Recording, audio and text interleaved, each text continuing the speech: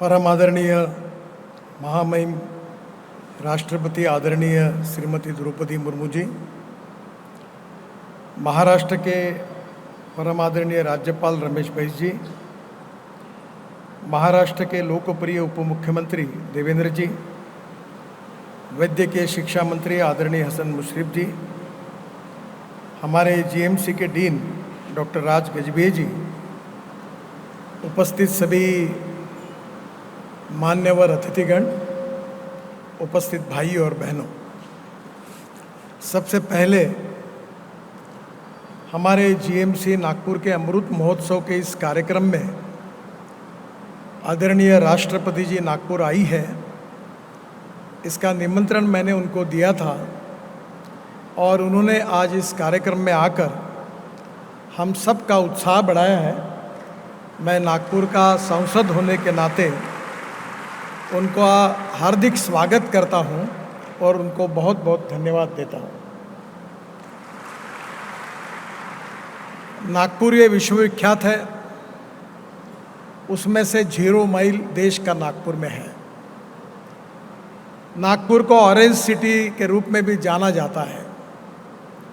और तीसरी विशेषता नागपुर की है वो कि नागपुर से 2.5 से 3 घंटे के डिस्टेंस पर 350 टाइगर्स है, जिसके कारण नागपुर को अब टाइगर कैपिटल भी कहने लगे हैं। पर इन 3 विशेषताओं के साथ जो चौथी बात जो है, जो विश्व में नागपुर को प्रसिद्ध किया है जिसने, वो है नागपुर का मेडिकल कॉलेज। इसका इतिहास बहुत पुराना है। जब सीपीएन बेरार था और रविशंकर शुक्ला जी मुख्यमंत्री थे, डॉक्टर बारलिंगे हेल्थ मिनिस्टर थे, तब नागपुर मेडिकल कॉलेज की शुरुआत हुई। कुकड़े जी ने जो जगह दी, उसके उपयोग होकर आज इस मेडिकल कॉलेज ने हजारों नहीं तो लाखों लोगों के जीवन को सराहने का काम किया है। जैसे देवेंद्र जी का जन्म यहाँ हुआ है, वैसे मेरा जन्म होने के बाद मेरी तबीयत बहुत सीरियस हो गई थी और मैं भी यहाँ एडमिट हुआ था। लोग कह रहे थे कि मेरी जान बचना मुश्किल है, तब मेडिकल के डॉक्टरों ने मेरी जान बचाई। ये भी इतिहास मेरे लिए बहुत महत्वपूर्ण है।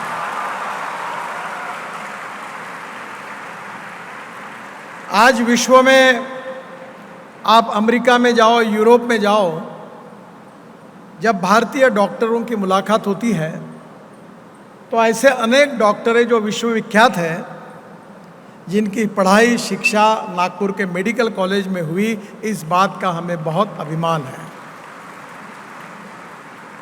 आज ऐसे बाहर में जिन्होंने बहुत अच्छा कार्य किया, ऐसे अनेक डॉक्टर आज यहाँ उपस्थित है। मैं उनका भी हृदय से स्वागत करता हूँ।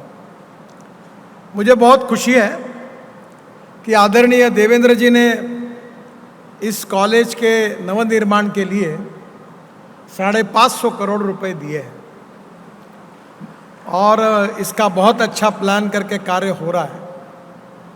मैं जब पालक मंत्री था तो सुपर स्पेशलिटी हॉस्पिटल का निर्माण हुआ था और उस समय डॉक्टर शंकर दयाल शर्मा जी को मैंने सुपर स्पेशलिटी हॉस्पिटल के लिए उद्घाटन के लिए निमंत्रित करने के लिए मैं दिल्ली भी गया था।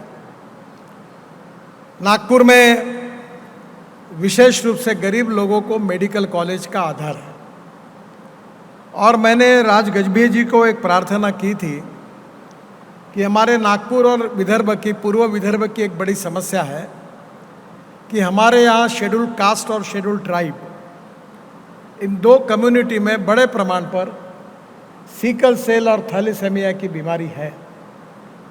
अभी मैंने 30 बच्चों के जान बचाने के लिए मुंबई के रिलायंस हॉस्पिटल में एडमिशन कराया, ऑपरेशन कराए, तो कम से कम 3 करोड़ रुपए लगे। तो मैंने उनसे अनुरोध किया कि नागपुर में शायद ये सीकल सेल और थैलेसेमिया और बोन मैरो की सबसे बड़ी आवश्यकता देश में अगर किसी शहर में आवश्यक होगी तो वो नागपुर में है।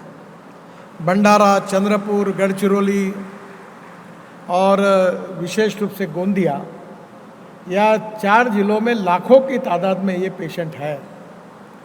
और इसलिए उन्होंने मुझे आश्वस्त किया है कि ये विशेष रूप से इस अमृत महोत्सव के बीच में ही यहाँ बोन मैरो की भी शुरुआत होगी। इस बात के लिए मैं उनको हृदय से धन्यवाद देता हूँ। हमारे प्रधानमंत्री जी की ये इच्छा है कि हमारे आम गरीब आदमी जो है, जो सामाजिक आर्थिक और शैक्षणिक दृष्टि से पिछड़ा हुआ है, उसको अच्छी से अच्छी वैद्यकीय सुविधा बहुत अच्छे तरीके से लगभग निःशुल्क प्राप्त हो। आयुष मंत्रालय के द्वारा अनेक योजनाओं का शुभारंभ भी हुआ है और मुझे विश्वास है कि देवेंद्र जी ने जो पर्याप्त राशि दी है, जो मास्टर प्लान बन रहा है, उसके आधार पर निश्चित रूप से चाहे सभी प्रकार की अत्याधुनिक सुविधाएं नागपुर और विदर्भ की जनता को मेडिकल कॉलेज में प्राप्त होगी। मुझे भी इस बात की भी खुशी है कि विशेष रूप से मध्य प्रदेश और छत्तीसगढ़ और विशेष रूप से तेलंगाना, यहाँ से भी पेशेंट नागपुर में आते हैं। नागपुर एक प्रकार से मेडिकल हब बन गया है और इसलिए स्वाभाविक रूप से नागपुर में जितने मेडिकल कॉलेज खुल रहे हैं, जितने बड़े बड़े हॉस्पिटल खुल रहे हैं, फिर भी बेड फुल हो जाते हैं। कोविड के समय विशेष रूप से हमें बहुत चिंता थी, पर उस समय नागपुर के डॉक्टर, नागपुर की नर्सेस, नागपुर का मेडिकल स्टाफ, सिक्योरिटी, इन लोगों ने लोगों की बहुत अच्छी सेवा की। उसमें मेडिकल कॉलेज भी अग्रसर था और आज एक संस्था के इतिहास में 75 साल पूरे करना, ये एक इतिहास है। इतिहास की एक विशेषता होती है कि इतिहास हर समय भविष्य में क्या होगा ये सोचता है। वर्तमान काल में जो लोग कार्य करते हैं वो भविष्य का वेध लेना स्वाभाविक भी है, पर भविष्य का वेध लेते समय, वर्तमान काल में काम करते समय गौरवमय भूतकाल को कभी भूलना नहीं चाहिए। मुझे इस बात की खुशी है कि समाज के लिए समर्पित भाव से काम करने वाले, अपने जीवन को अर्पित करने वाले डॉक्टर इस मेडिकल कॉलेज से हुए। इतना ही नहीं तो पद्मश्री और पद्म विभूषण जैसे बड़े बड़े अवार्ड यहाँ के अनेक डॉक्टरों ने हासिल किए। इतना ही नहीं तो दुनिया के, विश्व के अनेक देशों में डॉक्टर के रूप में अच्छा कार्य करके नागपुर मेडिकल कॉलेज का नाम जिन्होंने बड़ा किया है, ऐसे भी अनेक डॉक्टर हैं। और इन सब लोगों ने अपने कार्य और कर्तृत्व से और अपने विशेष रूप के उनके अध्ययन से उन्होंने मेडिकल कॉलेज को भी प्रतिष्ठा दी और उनको भी प्रतिष्ठा प्राप्त हुई है। मुझे बहुत खुशी है, ये गौरवशाली इतिहास को आज इस अमृत महोत्सव के शुभारंभ में हम याद कर रहे हैं। निश्चित रूप से ऐसे अनेक डॉक्टर हैं जिन्होंने राजनीति में, प्रशासनिक सेवा में भी बहुत अच्छा कार्य किया है। कुछ हमारे बीच में है, कुछ शायद नहीं है। मैं जब विद्यार्थी था तो डॉक्टर श्रीकांत जिचकर इसी महाविद्यालय के विद्यार्थी के रूप में उन्होंने भी विश्व में, देश में एक बहुत अच्छा नाम कमाया, वही के विद्यार्थी थे। और इसलिए स्वाभाविक रूप से इस कॉलेज का ये गौरवमय इतिहास ये केवल कॉलेज के लिए नहीं, कॉलेज में जो डॉक्टर है, विद्यार्थी है, कर्मचारी है, उनके लिए नहीं, तो नागपुर के लिए, विदर्भ वासियों के लिए और महाराष्ट्र के लिए भी एक गौरवशाली इतिहास है। और इस गौरवशाली इतिहास के उपलक्ष्य में अमृत महोत्सव के समय मैं उन सब लोगों को जिनका योगदान है, जिनका सहभाग है, जिनका कर्तृत्व है, जिनकी बुद्धिमत्ता, जिनका विशेष रूप से इस क्षेत्र का ज्ञान, जिसने इस इतिहास को बहुत गुणात्मक रूप से विकसित किया है, उन सब लोगों को मैं आदरपूर्वक उनका अभिवादन करता हूं, उनका अभिनंदन करता हूं। और निश्चित रूप से आने वाले समय में यही विश्वविख्यात संस्था, यही रेपुटेशन आगे बढ़ता रहेगा। इसी विश्वास के साथ परम आदरणीय राष्ट्रपति महोदय हमारे इस खुशी के क्षण में इस कार्यक्रम के लिए आई, उनके प्रति आभार व्यक्त करते हुए मैं अपनी बात को समाप्त करता हूं। धन्यवाद, नमस्कार।